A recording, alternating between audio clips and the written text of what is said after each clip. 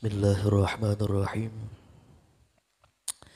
Alhamdulillahilladzi la wadi'a liman rafa'a wa la rafi'a liman wada'a.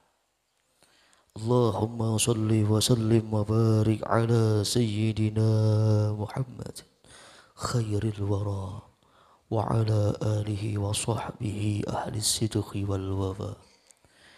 Subhanaka la ilma lana illa ma 'allamtana innaka antal alimul hakim.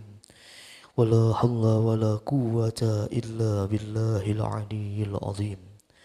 Allahumma minka wa bika wa ilaika. Wala hawla wala quwwata illa bika. Allahumma bihaqqi sayyidina Muhammad wa ali sayyidina Muhammad ij'alna fi qalbi sayyidina Muhammad sallallahu alaihi wa alihi wasallam. Hadirin wal hadirat jamaah zikir manaqib kubra rahimakumullah. Masih dalam kajian tafsir surah Al-Baqarah di ayat 153. Allah Subhanahu wa taala berfirman, A'udzu billahi minasyaitonir rajim. Bismillahirrahmanirrahim. Ya ayyuhalladzina amanu ista'inu bis-sabri was-salah. Innallaha ma'as sabirin. Allah berfirman, wahai orang-orang yang beriman, minta tolonglah kalian dengan berwasilah kepada sabar dan juga salat. Sesungguhnya Allah beserta orang-orang yang sabar. Hadirin wal hadirat jamaah zikir manaqib kubra rahimakumullah. Masih dalam pembahasan hikmah dalam ibadah salat. Dalam kesempatan kali ini yang akan kita bahas sebuah hikmah salat dari seorang tokoh mazhab Syafi'i di kota Damaskus. Beliau itu bernama Syekh Mustafa Al-Bugha. Syekh Mustafa Al-Bugha ini, beliau pernah pada suatu hari ditanya oleh murid beliau. Kata murid Syekh Mustafa Al-Bugha, wahai Syekh, apa hikmah daripada ibadah salat? Apa hikmahnya dari ibadah salat? Lalu beliau menjawab, kata Syekh Mustafa Al-Bugha, dalam ibadah salat itu ada rukun-rukun salat. Ada 18 rukun salat. Ada 18 rukun salat. Dan di antara 18 rukun salat ini, kata Syekh Mustafa Al-Bugha, ada sebuah rukun yang sangat sakral. Ada sebuah rukun yang sangat sakral. Apa rukun tersebut, kata Syekh Mustafa Al-Bugha? Rukun yang sangat sakral itu ialah sujud.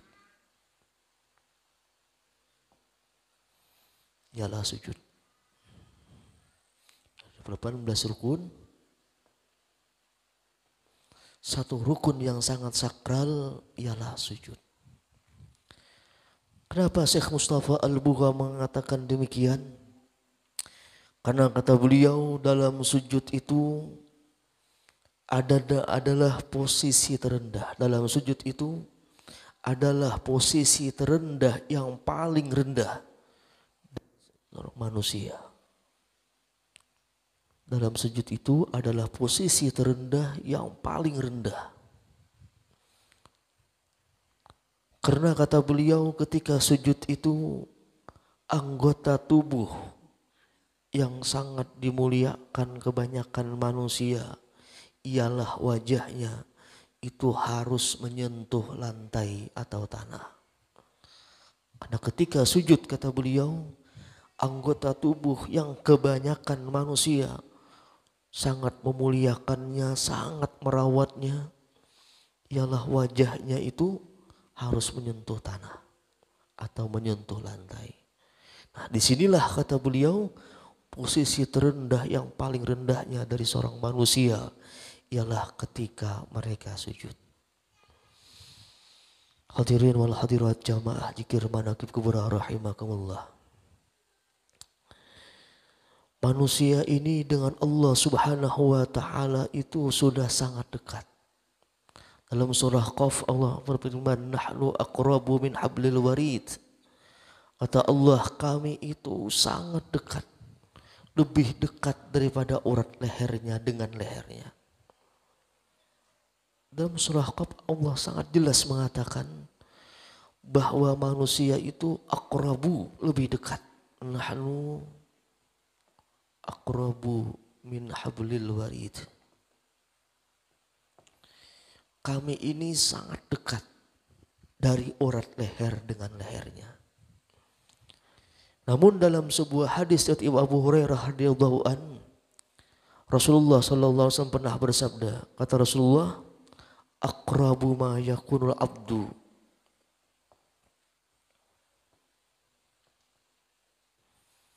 min rabbih wa huwa sajid.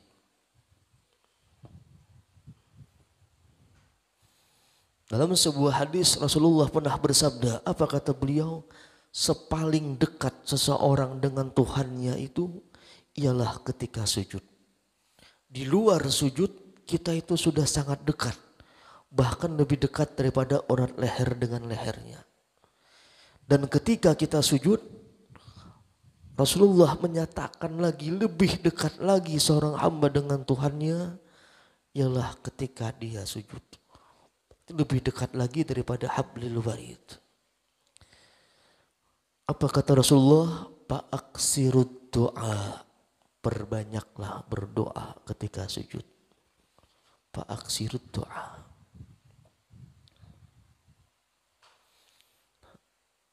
Rasulullah menyuruh untuk kita memperbanyak doa ketika sujud. Karena ini posisi hamba dengan Tuhannya itu lebih sangat dekat. Melebihi dekatnya urat leher dengan leher, lebih dekat lagi ketika dia sedang sujud.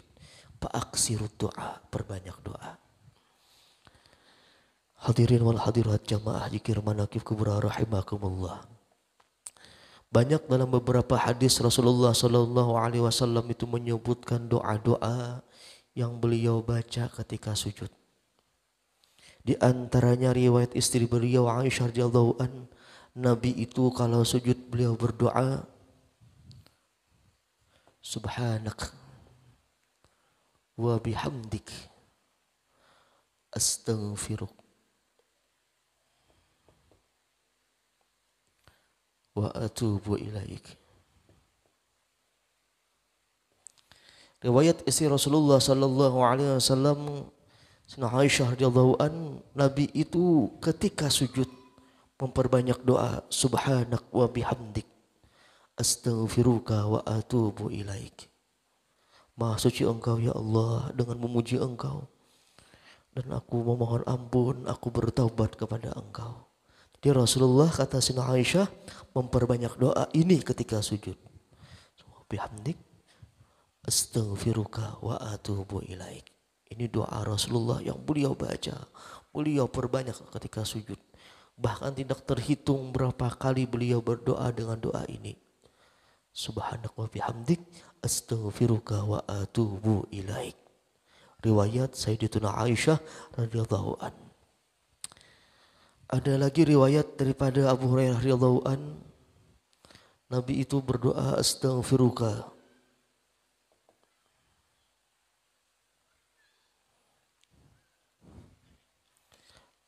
Dari sahabat Rasulullah Abu Hurairah radhiyallahu an, beliau berdoa Allahumma ighfirli dzanbi kullahu dikkahu wa jillahu wa awwalahu wa akhirahu wa alaniyatahu wa sirrahu. Kalau sahabat Abu Hurairah radhiyallahu anhu, Nabi itu memperbanyak doa ini ketika sujud. Allahumma ighfirli dzanbi kullahu. Ya Allah, ampuni dosaku seluruhnya.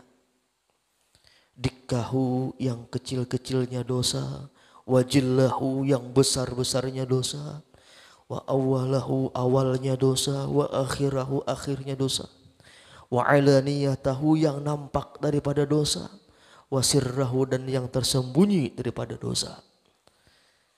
Nabi memperbanyak doa ini ketika sujud. Allahumma firli dzanbi kullahu, dikkahu, wajillahu, wa awalahu, wa akhirahu, wa alaniyatahu, wa sirrahu. Ini Rasulullah itu sujudnya lama. Kalau beliau sedang sholat sendirian.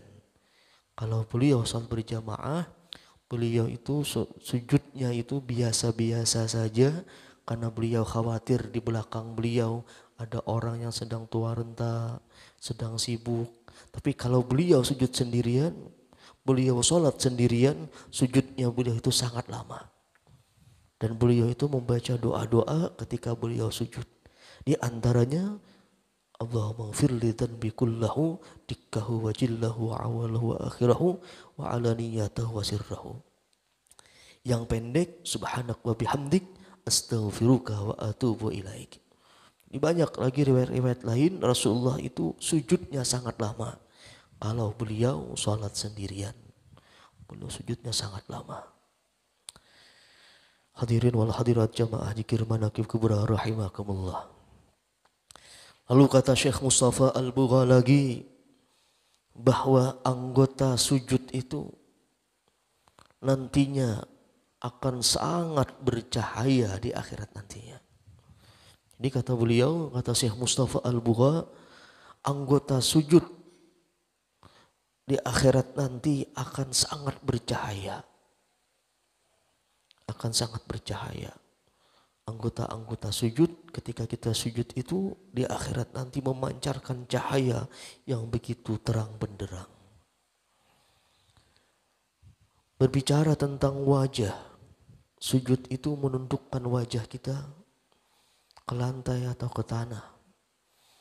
Karena wajah ini kebanyakan orang itu sangat memuliakannya, sangat merawatnya. Namun ketika sujud itu harus meletakkannya ke lantai atau ke tanah. Berbicara tentang wajah, dalam Al-Quran itu kata wajah dengan derivasi katanya ada 78 kali Allah sebutkan.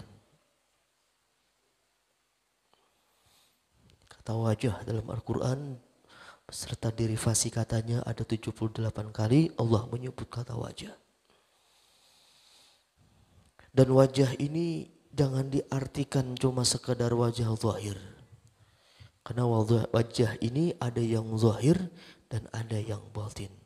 Ada wajah yang terlihat dan ada wajah yang tidak terlihat. Bahkan dalam Al-Quran itu dikatakan orang yang kehilangan jati dirinya itu seperti orang yang kehilangan wajahnya. Di wajah ini juga gitu sakral dalam Quran sampai beberapa kali Allah menyebutkan kata wajah. Sampai 78 kali Allah menyebut kata wajah dengan derivasi katanya. Hadirin wal hadirat jamaah zikir manaqib kubra rahimakumullah. Namun secara globalnya Al-Quran itu membagi wajah itu ada beberapa macam. Pertama, Allah menyebut wajah itu di surah Al-Ghasyiyah ayat kedua. Apa kata Allah? Wujuhui yawma idzin khashi'ah. Wajah yang pertama Quran menyebut wujuhui yawma idzin khashi'ah. Al-Ghasyiyah ayat kedua. Wajah-wajah mereka nanti kata Allah itu tertunduk, terhina. Jadi ada wajah di akhirat nanti yang Allah nyatakan wajah itu tertunduk dan terhina. Kenapa demikian? Di ayat keempat, tasla naron hamiyah. Di ayat keempatnya Allah nyatakan, kenapa wajah itu tertunduk dan terhina? karena wajah tersebut akan dihalau ke neraka yang sangat panas. Wajahnya wajah yang terhina, tertunduk dan terhina. Ada lagi wajah dalam Quran, wujuhu yawma izin. Wujuhu yawma izin na'imah. Di ayat ke-8. Ada lagi wujuhu yawma izin na'imah. Wajah yang ketiga, wajah yang kedua Allah nyatakan wujuhu yawma izin na'imah. Wajah yang di akhirat nanti akan berseri-seri. Akan bercahaya berseri-seri. Kenapa demikian? Di ayat ke-10-nya Allah nyatakan fi jannatin 'aliyah. Karena mereka nanti masuk ke dalam surganya Allah. Ada wajah yang tertunduk terhina karena dihalau ke neraka yang sangat panas. Dan ada pula wajah yang berseri-seri karena fi jannatin 'aliyah, dimasukkan ke surga yang sangat mulia, sangat tinggi. Ada lagi Al-Quran mengatakan tentang wajah ini adalah dzul wajhain.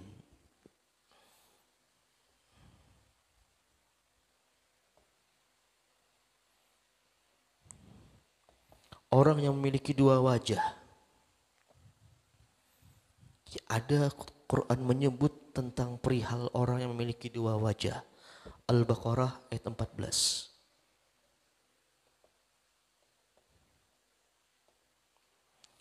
Wa idza laqul ladzina amanu qalu amanna wa idza khalau ila syayatinihim qalu inna ma'akum innama nahnu mustahzi'un. Al-Baqarah ayat 14. Allah katakan dengan dzul wajhain, dua wajah. Apabila bertemu orang-orang beriman, mereka berkata kami beriman. Wa idza laqul ladzina amanu qalu amanna. Mereka katakan kami beriman. Wa idza khalau ila syayatinihim, apabila mereka kembali kepada syaitan-syaitan mereka, kepada kumpulan mereka, wa idza khalau ila syayatinihim qalu inna ma'akum, kami serta kalian, hanya saja kami mengolok-olok orang beriman. Ini Allah katakan dengan dzul wajhain, orang yang memiliki dua wajah. Hadirin wal hadirat jamaah zikir manaqib kubra rahimakumullah. Orang yang memiliki dua wajah ini sangat dilarang, sangat dibenci oleh Rasulullah sallallahu alaihi wasallam. Sampai-sampai dalam riwayat Imam Bukhari dan Muslim, Rasulullah itu pernah berkata, apa kata Rasulullah? Inna syarran nas dzul wajhain. Apa kata Rasulullah? Sesungguhnya orang yang paling jahat di antara manusia. Inna syarran nas, sepaling jahat manusia itu siapa? Dzul wajhain, orang yang memiliki dua wajah. Orang yang memiliki dua wajah, Rasulullah katakan, ialah orang yang paling jahat. Rawahul Bukhari dan Muslim. Orang yang memiliki dua wajah itu orang, kata Rasulullah, orang yang paling jahat di antara manusia.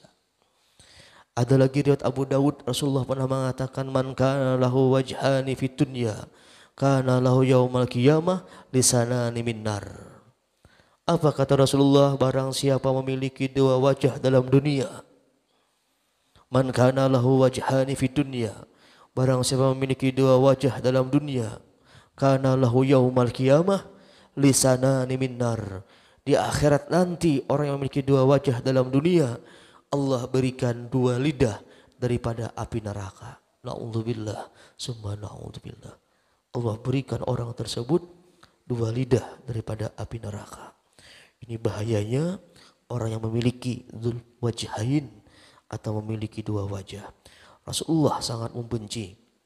Bahkan beliau katakan orang tersebut sernas, so paling jahat manusia. Na'udzubillah, summa na'udzubillah. Hadirin wal hadirat jamaah zikir manaqib kubra rahimakumullah. Orang yang memiliki dua wajah ini bukan sekedar munafik saja. Namun orang yang memiliki dua wajah ini akan membawa sifat-sifat yang tercela yang lainnya. Di antaranya orang yang memiliki dua wajah ini akan sering melakukan namimah atau adu domba. sering memfitnah manusia, sering mengadu domba manusia. Inilah ciri-ciri termasuk orang yang Nabi katakan dzul wajhain, atau orang yang memiliki dua wajah. Sering mengadu domba manusia, sering juga memfitnah manusia. Bahkan disebutkan dalam sebuah riwayat daripada Nabiullah Musa alaihissalam. Ketika itu Nabiullah Musa alaihissalam dan para jamaah beliau, para kaum beliau, Nabiullah Musa alaihissalam beserta kaumnya, itu pernah pada suatu ketika di musim kemarau mereka ingin melakukan salat istisqa. Nabiullah Musa beserta kaumnya ketika musim kemarau yang panjang, pernah beliau itu beserta kaumnya melakukan salat istisqa, minta hujan. Sampai beberapa kali Nabiullah Musa beserta kaumnya salat istisqa, namun tidak turun-turun hujan. Bayangkan seorang Nabiullah, Nabi yang bergelar Kalimullah, minta hujan kepada Allah beserta kaumnya, namun Allah tidak mengabulkan doanya. Sampai bingung Nabiullah Musa. Sampai bingung Nabiullah yang bergelar Kalimullah ini bingung kepada Allah Subhanahu wa taala. Ya Rob, kenapa doa kami tidak engkau kabulkan? Kenapa hujan tidak mau turun-turun? Apa kata Allah Subhanahu wa taala?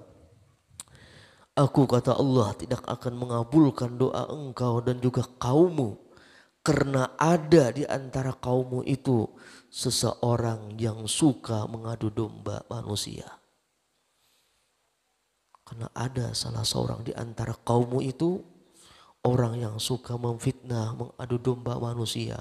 Karena itu kata Allah, doamu hai Nabiullah Musa dan juga doa kaum-kaummu kau tolak. Doa seorang Kalimullah Allah Ta'ala tolak. Karena ada di antara jemaahnya satu orang yang suka adu domba.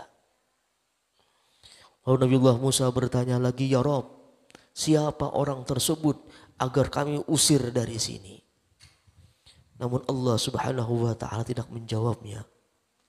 Allah cuma menyuruh mereka semua untuk minta ampun, istighfar kepada Allah daripada dosa namimah atau dosa adu domba tersebut.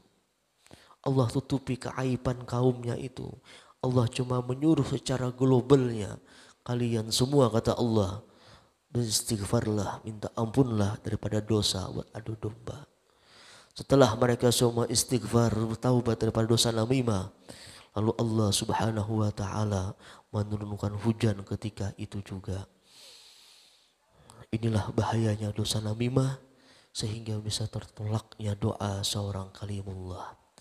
Aku qauli hadza wa astaghfirullahal azim li wa lakum wa li sairil muslimina wal muslimat bisri nabi wa al nabi wa bisirril Fatihah.